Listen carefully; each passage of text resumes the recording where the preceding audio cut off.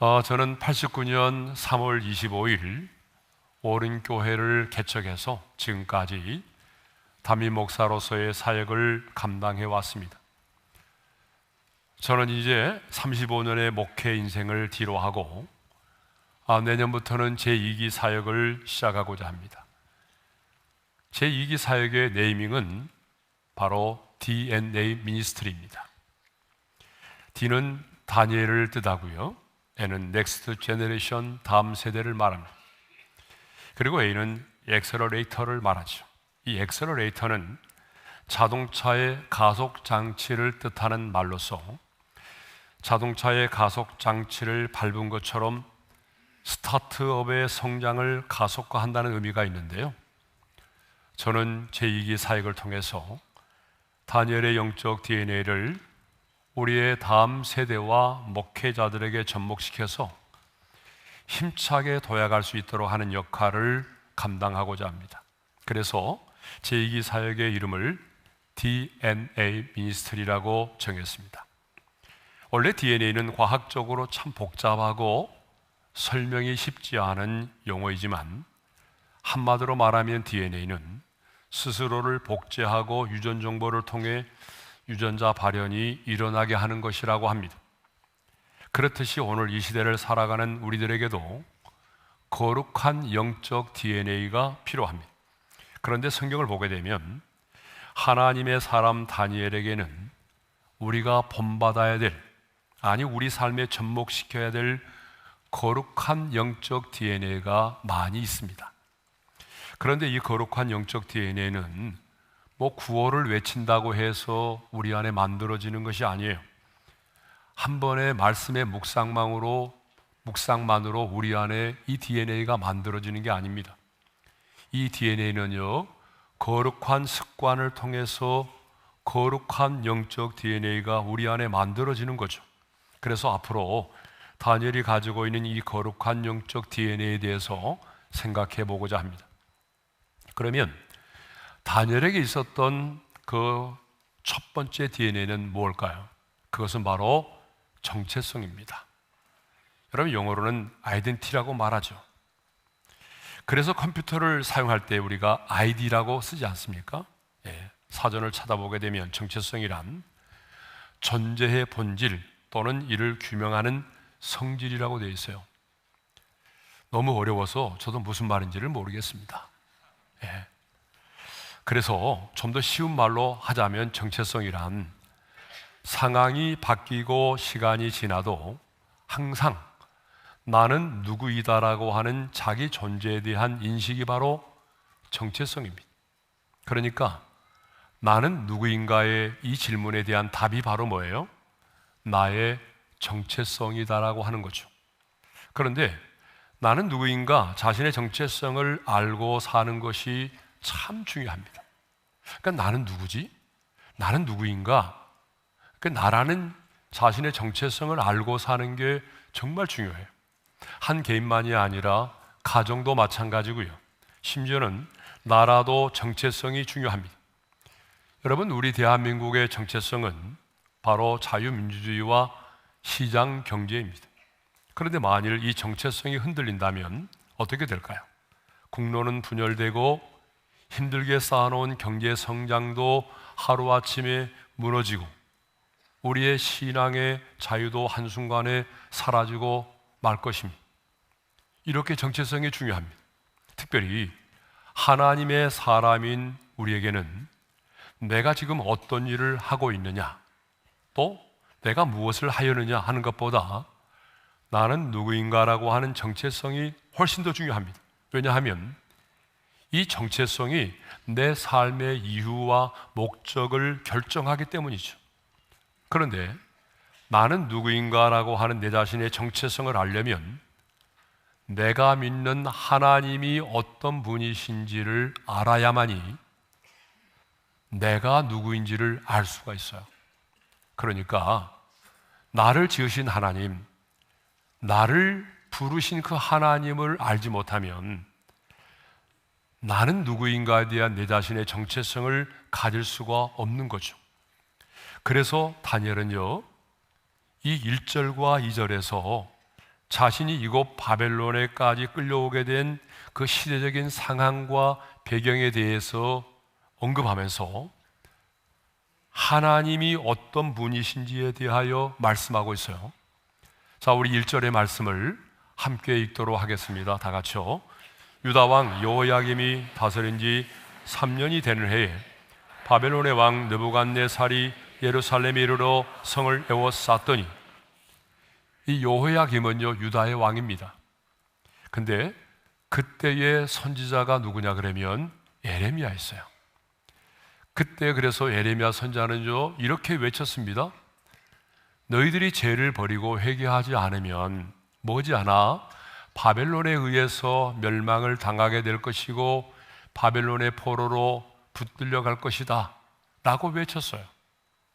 그런데 유다의 왕과 백성들은요 이런 하나님의 심판의 메시지를 전한 예레미야를 도리어 매국노로 치부하면서 그의 말을 듣지 않았습니다.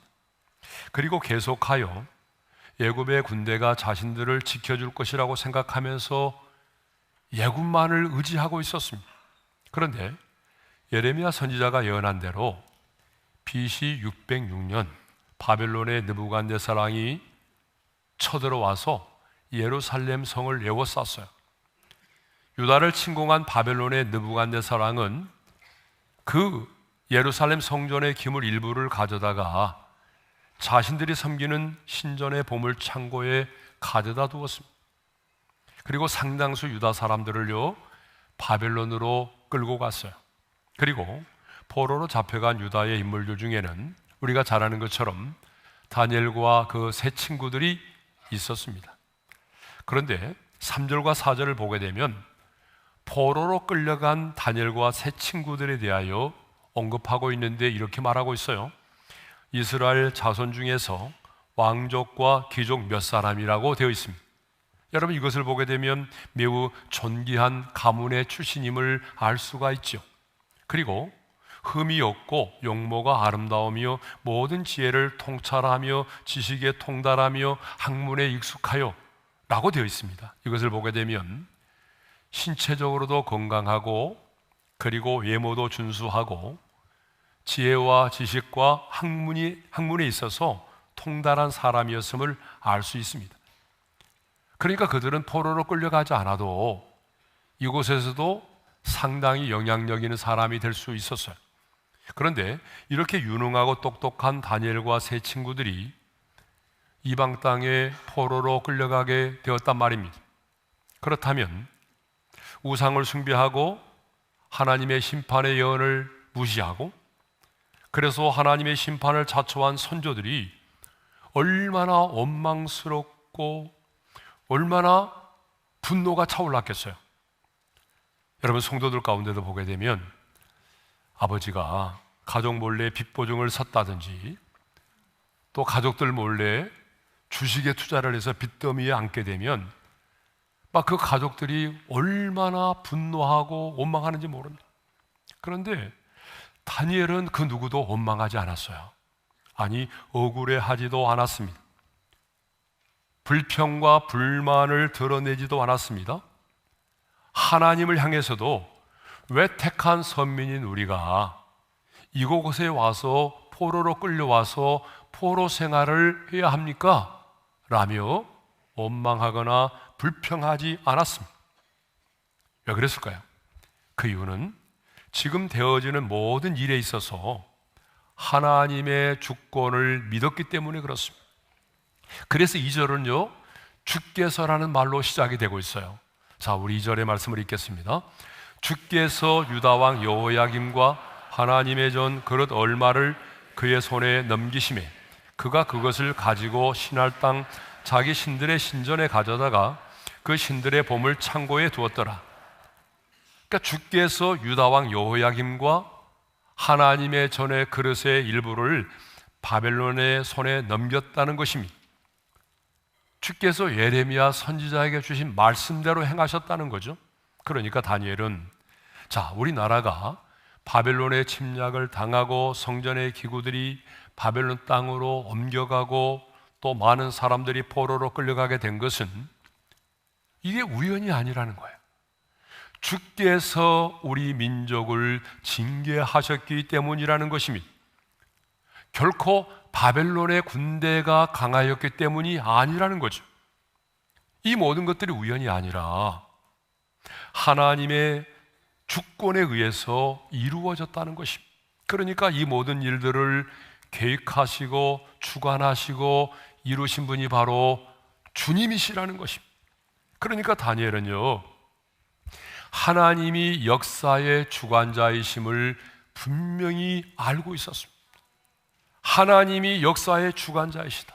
사람들의 눈에는요, 거대한 제국이 무너지고 또 다른 나라가 세워지는 것이 힘의 논리에 의해서 이루어지는 것처럼 보였지만 다니엘은 그렇게 보지 않았어요.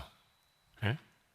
성경 66권 가운데 하나님의 주권을 가장 강조하고 드러내고 있는 책이 바로 다니엘서입니다. 그래서 다니엘서 모든 여러 곳에 보게 되면 정말 하나님의 주권이 강조되고 있어요. 대표적으로 2장만 살펴보겠습니다. 자, 2장을 보게 되면 느부갓네살 왕이 꿈에 한 큰 신상을 보았어요. 큰 신상을 보았단 말이에요. 근데 그 우상의 머리는 순금으로 되어 있는데 이것은 어느 시대를 말하는고 하면 바벨론 제국 시대를 말합니다. 그런데 가슴과 두 팔은요 은으로 되어 있어요. 그런데 이 바벨론 제국이 이 메대와 페르시아, 바사에 의해서 멸망을 당하게 되죠. 자, 그 다음에는요, 이 배와 넓적다리는 놋으로 되어 있는데 이것은 바로 그리스, 헬라를 말하는 것입니다. 예. 그러니까 메대와 페르시아가 그리스에 의해서 또 정복을 당하잖아요. 그 다음에 종아리는 뭘로 되어 있어요? 쇠로 되어 있어요. 그리고 두 발이잖아요. 동로마, 서로마.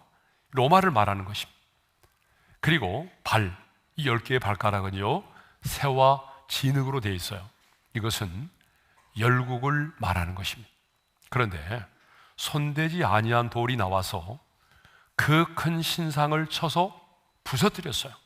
이것은 뭘 말하냐면 산돌이신 예수님께서 재림하셔서 그 예수 그리스도에 의해서 이 세상의 종말을 고하고 하나님의 심판을 받게 된다는 그런 의미입니다. 자, 여러분 이것을 보게 되면 다니엘은요 역사의 주관자가 누구예요? 하나님이심을 알았다는 거예요. 예? 거대한 제국이 무너지고 또 다른 나라가 세워지고 다시 오실 예수님에 의해서 세상이 심판을 받는다는 사실을 통해서 하나님만이 역사의 주관자이심을 믿었습니다. 여러분 그렇습니다. 하나님이 역사의 주관자이십니다. 예? 그런데 나라만이 아니라 한 개인의 인생에서 일어나는 일 역시 주님의 손에 달려있다라고 하는 사실을 믿었어요. 그래서 이 다니엘의 세 친구들은 금신상에게 절하지 않으므로 풀물불 속에 던짐을 받는 것도 두려워하지 않았고 주저하지 않았습니다. 다니엘 역시 사자굴 속에 던짐을 받는 것도 두려워하지 않고 주저하지 않았습니다. 도리어 그들은 이 일을 통해서 하나님이 살아 역사하시는 하나님이심을 드러냈습니다. 이렇게 다니엘은요 하나님이 역사의 주관자이시고 내 인생의 주권자이심을 믿었습니다. 한마디로 말하면 내 인생이 하나님의 손에 달려있다는 사실을 믿었다는 얘기죠. 저는 매일 아침 눈을 뜨면서 역대상 29장 11절과 12절의 말씀을 암송합니다. 여호와여 이디하심과 권능과 영광과 위엄이 승리와 위엄이 다 주께 속하였사오니 천지에 있는 것이 다 주의 것이로소이다. 부하기가 주께로 말미암고 또 주는 만물의 주제가 되사 손의 권세와 능력이 있사오니 모든 사람을 크게 하심과 강하게 하심이 주의 손에 있나이다. 그런데 다니엘은요 이 말씀처럼 권능과 영광과 승리와 위엄이 바로 다 주께 속하여 있다는 사실을 믿었습니다. 모든 사람을 크게 하심과 강하게 하심이 주의 손에 있음을 믿었습니다. 여러분, 이렇게 하나님의 절대적인 주권을 믿는 믿음이 있었기 때문에 그는 흔들리지 않았고 자신의 정체성을 지킬 수가 있었던 것입니다. 바벨론의 왕은요, 각 나라에서 포로로 잡아온 자들 가운데서 장차 지도자가 될 만한 사람들을 선발해서 그 바벨론의 왕실에서 특별 교육을 받게 했습니다. 그렇게 하는 이유는 그들을 자원으로 활용해서 자신의 통치를 공고히 하기 위함이었습니다. 그런데 그렇게 하려면 가장 먼저 뭘 해야 되겠어요? 가장 먼저 그들이 가지고 있는 정체성을 빼앗아야 되죠. 정체성을 상실하게 해야 돼요. 예? 그리고 그들을 바벨론화해야 됩니다. 그래서 나는 하나님의 사람이라고 하는 그 정체성을 무너뜨리기 위해서 자신들이 섬기는 신에게 먼저 바쳐진 다음에 왕이 먹게 되는 그 진미와 포도주를 3년 동안 먹고 마시게 하려고 했던 거죠. 바벨론의 새로운 학문과 철학과 바벨론의 언어를 가르쳤어요. 그리고 하나님의 사람으로서의 이 정체성을 무너뜨리기 위해서 이름마저 바꿔버렸어요. 자, 7절의 말씀을 읽겠습니다. 다 같이요. 한 관장이 그들의 이름을 고쳐 다니엘은 벨드사살이라 하고 하나냐는 사드락이라 하고 미사엘은 메삭이라 하고 아사라는 아벳느고라 하였더니, 그러니까 다니엘이라고 하는 원래 이름의 뜻이 뭐냐 그러면 하나님은 나의 심판자다, 그런 뜻이에요. 그런데 어떻게 바꿨어요? 벨드사살이라는 이름으로 바꿨어요. 이 말의 뜻이 뭐냐 그러면 벨이여 그의 생명을 보호하소서라는 말이에요. 여기서 벨은 누구냐? 바벨론 사람들이 주로 경배하고 있는 신으로서 바할의 또 다른 신의 이름을 말하는 거예요. 시간이 없기 때문에 다 살펴보지 못하지만 이 다니엘과 세 친구들의 이름은 모두 하나님을 찬양하는 뜻을 가지고 있어요. 그런데 이 바벨론 사람들은요, 이들의 이름을 모두 자신들의 우상을 섬기는 이름으로 바꿔버렸던 거죠. 여러분, 언어라고 하는 것은요, 사람의 사고를 지배합니다. 그리고 이름은 그 사람의 정체성을 나타냅니다. 그러면 왜 바벨론 사람들은 이 이름을 바꾸려고 했을까요? 그것은 그들이 가지고 있는 민족과 그들이 믿는 하나님을 조롱하고 마침내 하나님의 사람으로서의 정체성을 잃어버리도록 하기 위해서입니다. 그러면 다니엘은 말이죠, 벨드사살이라고 하는 이름으로 살았습니까? 아닙니다. 다니엘은 자신의 이름을 벨드사살이라는 이름으로 사용하지 않았어요. 오히려 기회가 있을 때마다 다니엘이라고 하는 자신의 이름을 강조하면서 사용했어요. 그래서 다니엘 8장 1절과 15절과 9장 2절에 보게 되면 이렇게 돼 있어요. 나 다니엘이 여러분, 이것을 보게 되면 다니엘은요, 자신의 정체성을 잃어버리고 벨드사살로 살지 않았습니다. 다니엘은 어디에 있든지 간에, 누구를 만나든지 간에, 심지어는요 바벨론의 왕 앞에서도, 자신을 모함하는 사람들 앞에서도, 사자굴 속에 던져지는 그 위기의 상황 속에서도 나는 하나님의 사람이라고 하는 그 정체성을 잃지 않았다는 것입니다. 여러분, 왜 우리가 정체성을 분명히 하고 살아야 될까요?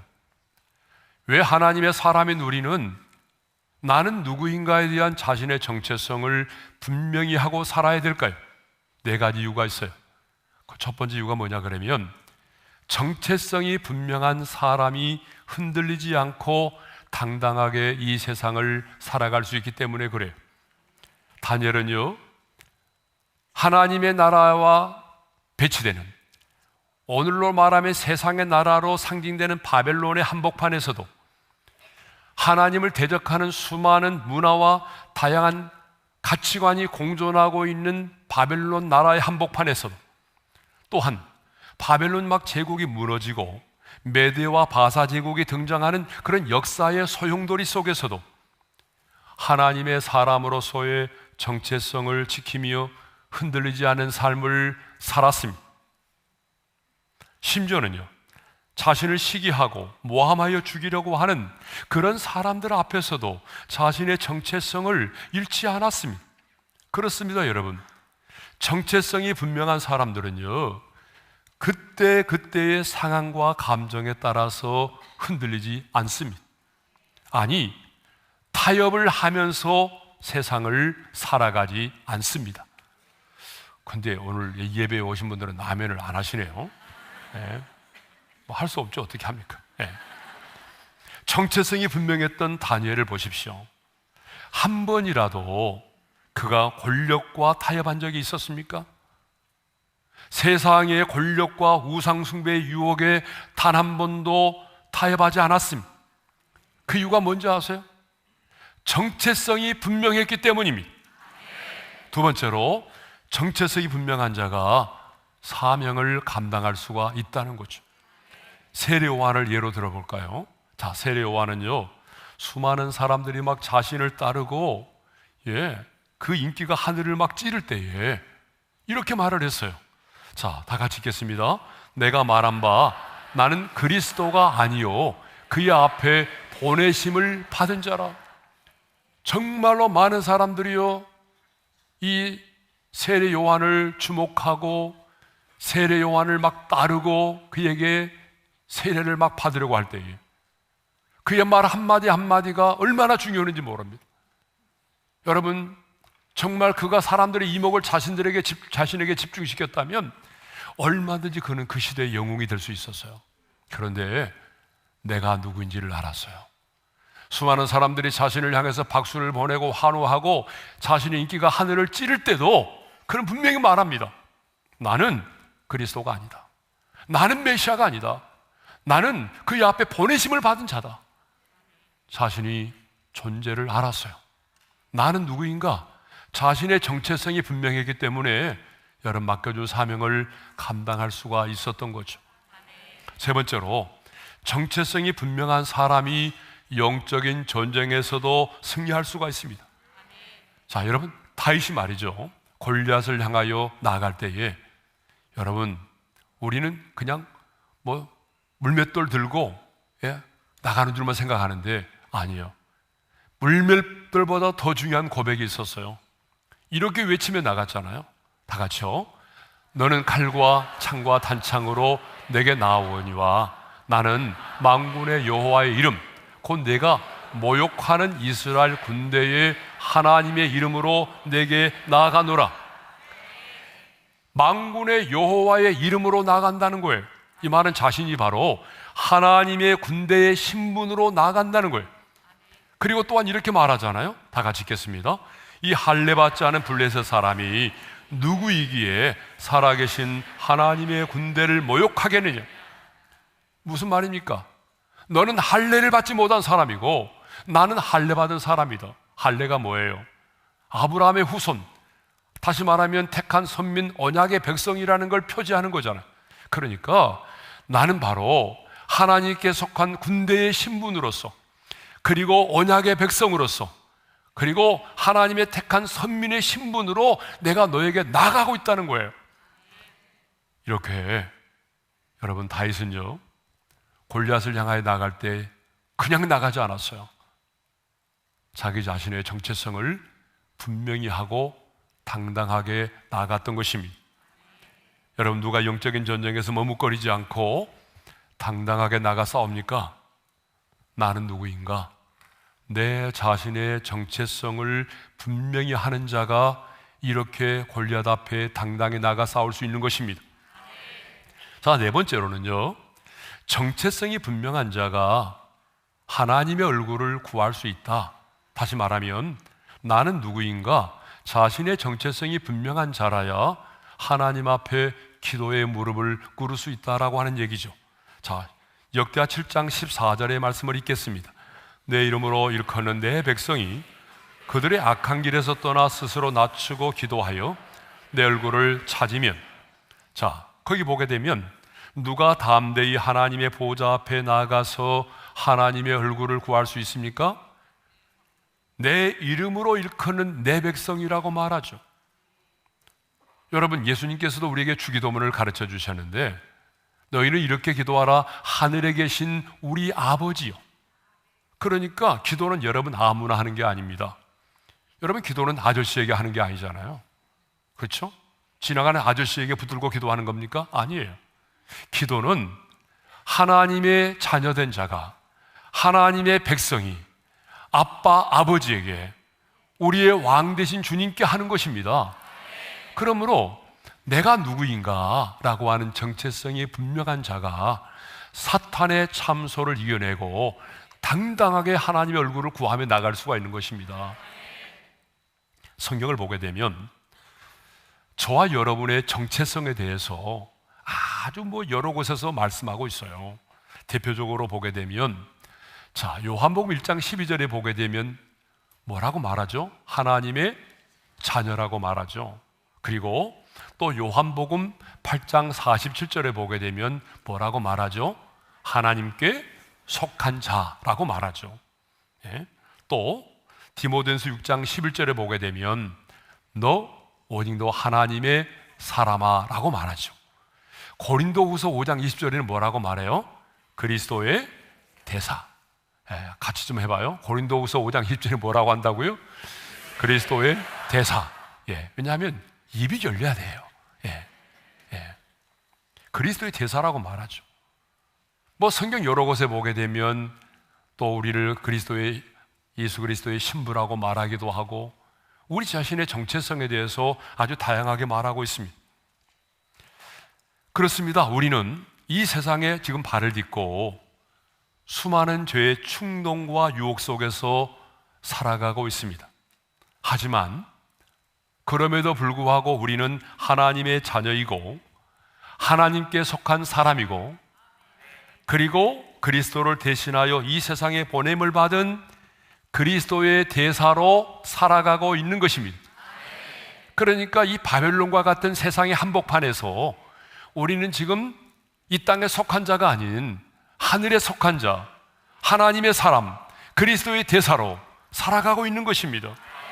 그러므로 여러분, 인생이 힘들고 어려울 때에, 또 내 힘으로는 감당할 수 없는 어떤 죄의 충동과 유혹이 내게 몰려올 때에, 그때 여러분 어떻게 하셔야 되냐 그러면 잠깐 눈을 지그시 감고 나는 누구지?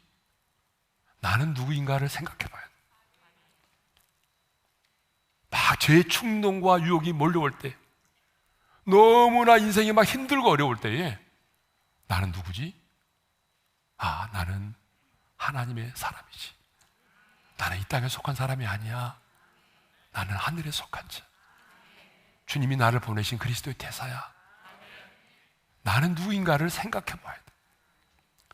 여러분, 또 살다 보게 되면 진짜 분노가 치밀어 오를 때가 있어요. 화가 나고, 그래서 어떤 때는 진짜 찾아가서 복수하고 싶고, 심지어는 죽이고 싶은 그런 감정이 끌어오를 때도 있어요, 없어요? 여러분들 하도 입을 열지 않으니까 제가 이렇게 물어보는 거예요. 여러분, 있어요, 없어요? 있어요. 이럴 때 어떻게 해야 되죠? 잠깐만 하면서 나는 누구지? 나는 누구인가를 생각해 봐야 돼. 그때도 나는 누구지? 영적 전쟁을 할 때도 무턱대고 뛰어나가면 안 돼요. 나는 누구지? 나는 그리스도의 군사지. 하나님은 나의 만군의 하나님이시고, 그래, 이 전쟁은 이미 승패가 끝난 전쟁이야. 여러분, 이렇게 내가 누구인가라고 하는 정체성을 분명히 하고 이후에 말씀의 물맷돌을 들고 나가야 되는 것입니다. 근데 이런 것 없이 나가면 다쳐요. 예. 기도에 무릎을 꿇을 때도 마찬가지입니다. 여러분, 기도라고 하는 게 가장 큰 영적인 전쟁인데, 기도의 무릎을 딱 꿇으려고 하면 성령님의 임재보다 더 강한 임재가 하나 있어요. 악한 영이 임재를 빨리 해요. 그래서 우리로 하여금 여러 가지 잡념을 심어주고 우리의 죄를 참소하면서 기도의 무릎을 꿇지 못하도록 만들어요. 그러니까 그때도 기도를 시작하기 전에 내가 누구인가를 생각해 봐야 돼. 그래, 내가 여전히 부족하고 쓰러지고 넘어지고 있지만, 그래, 내 신부는 하나님의 사람이야. 나는 여전히 하나님의 아들이야. 여전히 하나님은 나를 사랑하셔. 하나님은 나의 아버지야.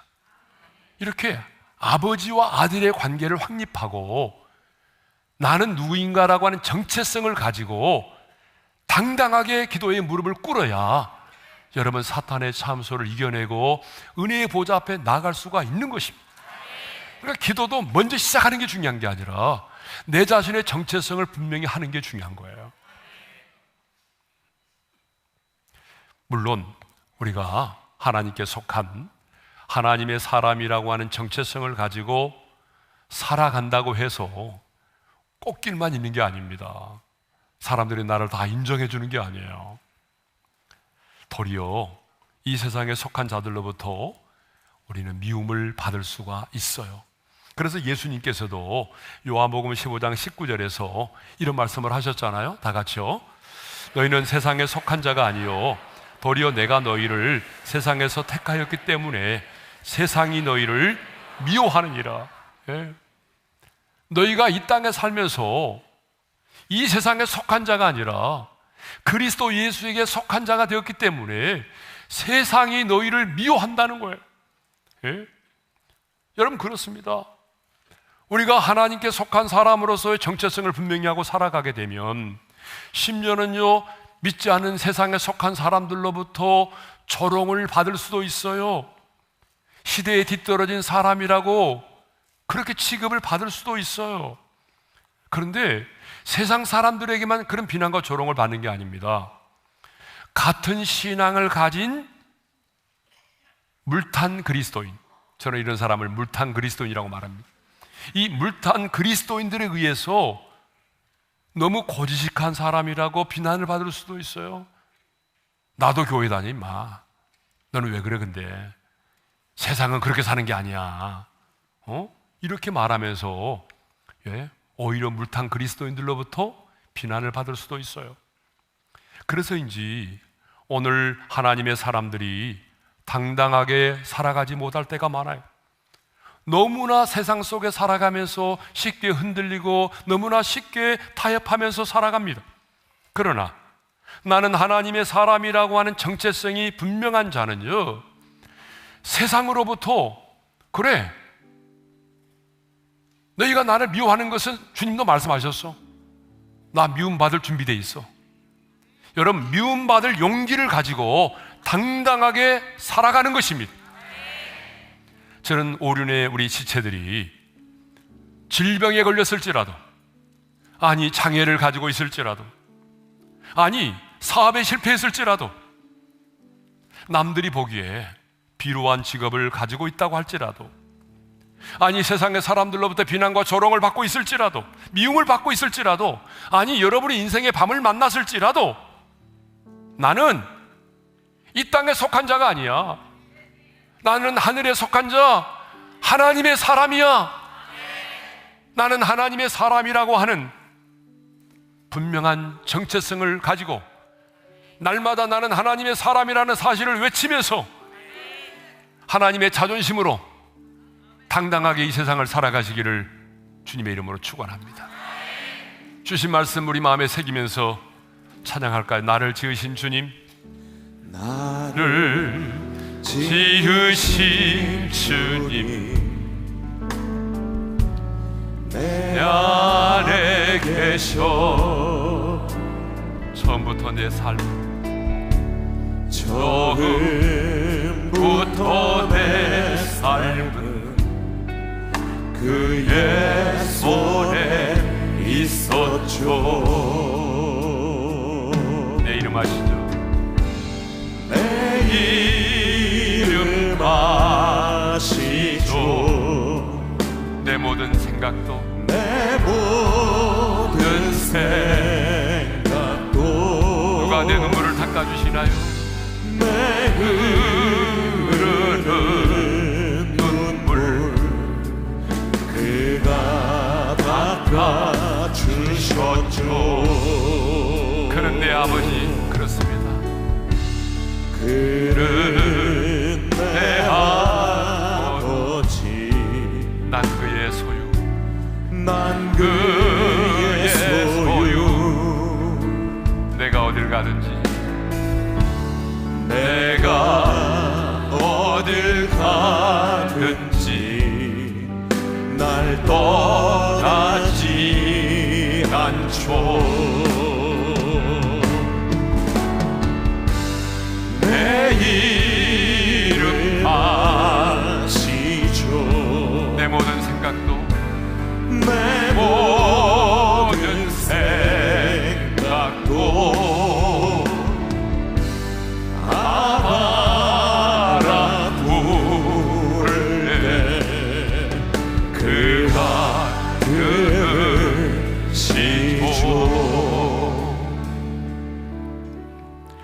자, 우리 한번 눈을 감고 주신 말씀 마음에 새기면서 기도합시다. 다니엘은 정말 너무나 억울하고 분해서 원망할 수 있었어요. 그런데 누구도 원망하지 않았어요. 왜? 하나님의 주권을 믿었기 때문에.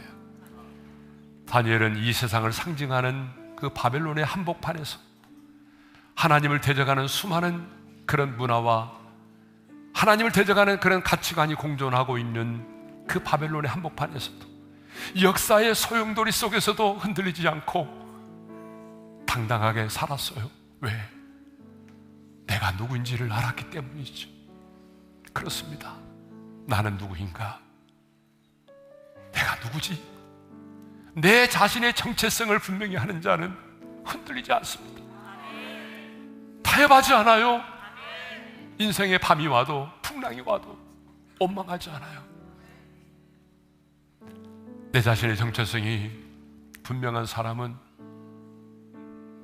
영적인 전쟁을 할 때도 흔들리지 않습니다. 나는 누구인가? 여러분, 기도에 무릎을 꿇기 전에도 나는 누구인가 생각해 보셔야 돼요. 언제나 분노가 치밀어 오고 화가 나고 복수하고 싶을 때도, 그래, 내가 누구지? 그래, 나는 하나님의 사람이지. 저도 그럴 때가 있어요. 그래, 내가 목사지. 목사가 이러면 되겠나? 이런 생각을 할 때가 있어요. 여러분, 언제나 나는 누구인가를 먼저 생각하셔. 그러면 우리는 미움을 받을지라도 미움을 감당할 수 있는 용기가 생기는 것입니다. 하나님이 우리 인생을 책임져 주시는 겁니다. 주여, 내 자신의 정체성을 분명히 하고 당당하게 하나님의 자존심으로 살아가게 도와주십시오. 주여, 한번 부르고 기도하겠습니다. 주여! 할렐루야. 우리 아버지 하나님, 다니엘이 바벨론의 한복판에서도 하나님을 대적하는, 그래서 자신의 정체성을 흔들어 놓으려고 하는 그 다니엘은 바벨론의 한복판 속에서도 나는 누구인가, 하나님의 사람이라고 하는 정체성이 흔들리지 않았습니다. 자신의 정체성을 분명히 했습니다. 주여, 오늘 우리도 수많은 죄의 충동과 유혹이 있는 이 세상 속에서, 죄악이 관영한 이 세상 속에서 살아가지만 나는 누구인가, 나는 누구인가, 나는 누구인가, 내 자신의 존재를 생각하며 내 자신의 정체성을 분명히 하기를 원합니다. 인생이 힘들고 어려울 때, 수많은 죄의 충동과 유혹이 몰려올 때, 분노가 치밀어 오르고 죽이고 싶은 감정이 들 때도, 영적인 전쟁을 치를 때도, 기도의 무릎을 꿇을 때도 나는 누구인가, 내 자신의 정체성을 분명히 하고, 그래서 하나님의 사람으로서 하나님의 당당하게 하나님의 자존심으로 이겨내고 당당하게 흔들리지 않고 타협하지 않고 하나님의 사람으로 살아갈 수 있는 하나님의 사람들이 되게 하여 주옵소서. 하나님 아버지, 다니엘이 바벨론의 한복판에서도 흔들리지 않고 나는 하나님의 사람이라고 하는 분명한 정체성을 가지고 당당하게 살았던 것처럼, 오늘 우리도 이 바벨론과 같은 이 세상 속에서 수많은 죄의 충동과 유혹이 몰려올 때도, 아니 화가 치밀어 오르고 분노하고 싶고 죽이고 싶은 그런 감정이 들 때도 나는 누구인가, 내 자신의 존재를 먼저 생각해보고 영적인 전쟁을 치를 때도 먼저 나가 싸우기 전에 내가 누구인가를 생각해 보게 하시고, 기도에 무릎을 꿇을 때도 먼저 구하기 전에 하나님은 나의 아빠고 나는 그 아들이라고 하는 하나님과 나와의 관계를 점검하고 그 정체성을 가지고 당당히 하나님 얼굴을 구하며 영적인 전쟁의 선봉에 설 수 있는 하나님의 사람이 되기를 원합니다. 인생이 힘들고 어렵고 질병의 고통 가운데 있고 인생의 밤을 만났을지라도 사랑하는 우리 오륜의 성도들 한 사람도 흔들리지 않도록 도와주시고 낙오하지 않도록 도와주시고 나는 하나님께 속한 하나님의 사람이라고 하는 분명한 정체성을 힘차게 외치면서 당당하게 하나님의 자존심으로 살아가게 하여 주옵소서. 이제는 우리 주 예수 그리스도의 은혜와 하나님 아버지의 영원한 그 사랑하심과 성령님의 감동, 감화, 교통, 인도 충만하심, 나는 하나님의 사람이라고 하는 분명한 정체성을 가지고 누구를 만나든지 어떤 상황 가운데 있든지 당당하게 외치며 흔들리지 않고 타협하지 않고 하나님의 자존심으로 살기를 소망하는 모든 성도들 위해 이제로부터 영원토록 함께 하시기를 축원하옵나이다. 아멘.